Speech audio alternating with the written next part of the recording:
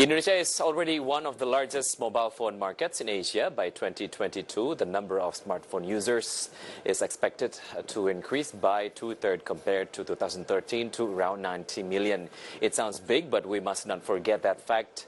Indonesia has big population as well. Therefore, to get know more about the details, let's see the next graphic about phones ownerships in Indonesia. Basic phone 28%, no phones 29%, and smartphones, the ownership of it reaching 42%.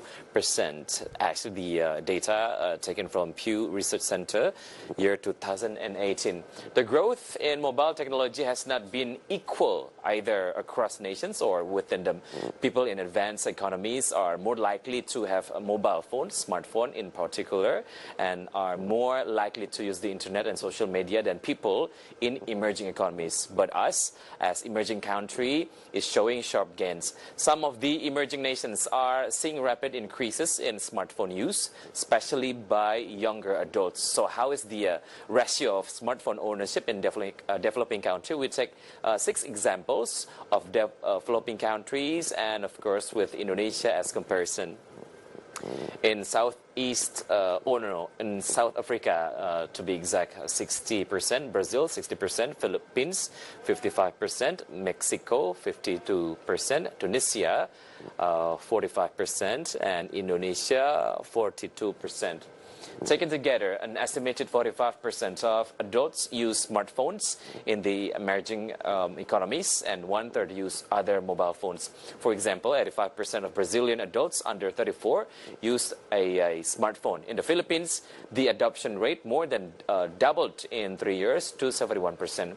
According to international data corporations, a quarterly mobile phone tracker, smartphone shipments in Indonesia reached 9.4 million units in second quarter 2018. We may wonder what are the brands that could be Indonesians' favorite. Therefore, let's check the next graphic.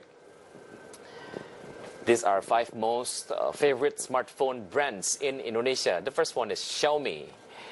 And then we have Samsung, Oppo, Vivo, and Asus. Actually, the data quite surprised me because we cannot see Apple products here. This one is taken from Counterpoint Research in 2019.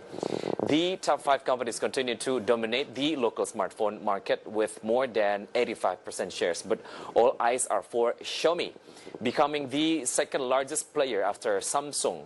As opposed to Oppo and Vivo's strategy, Xiaomi, despite its minimal marketing campaigns and thin margins for channels partners, was able to supply handsets with competitive price-to-spec ratios to the market.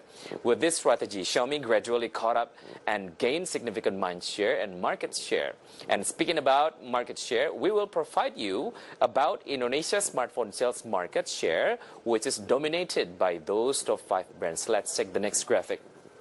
This is Indonesia's smartphone sales market shares comparison from quarter 1 2018 and quarter 1 2019. Samsung, the number is pretty much the same if we compare from the data in quarter 1 2018 and the data in quarter 1 in 2019, 28% and 27%. The other brands such as Xiaomi, it was inclined quite significant from 12% to 20%.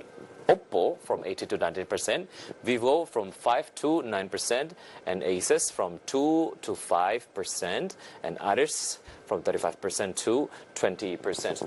Overall, smartphone shipments in Indonesia reached 9.4 million units in second quarter 2018, a growth of 22% quarter over quarter and 18% over the same period last year, marking the highest shipments ever recorded in Indonesia. Is it true that smartphone market share is dominated by international brand? However, it does not mean that Indonesians are not interested in using local brand smartphone products. Indonesian mobile phone manufacturers also apparently have smartphone products that are not less competitive with international products. Let's take a look at the list of the latest local Indonesian smartphones through the next graphic.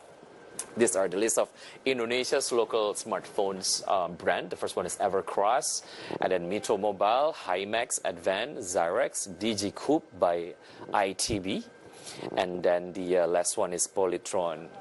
Although some of these original Indonesian brands are less well known, they still exist that pawn the latest flagship products every year. Although most have cheap prices, but of course the quality is not cheap. Moreover, Indonesia is noted to have a variety of gadget vendors that are able to compete with foreign brands. In general, Indonesian gadget production has also successfully reached the world market. For example, Advent, not only local people, Advent has also penetrated into the Southeast Asian market. And on average, Indonesian smartphones that go international are indeed only able to penetrate the lower middle market at the Asian level. However, it is not possible that someday smartphone made in Indonesia can compete with iPhone or Samsung Class, right? We're hoping the best for that. And stay tuned for the next information, market headlines. We'll be right back after the break.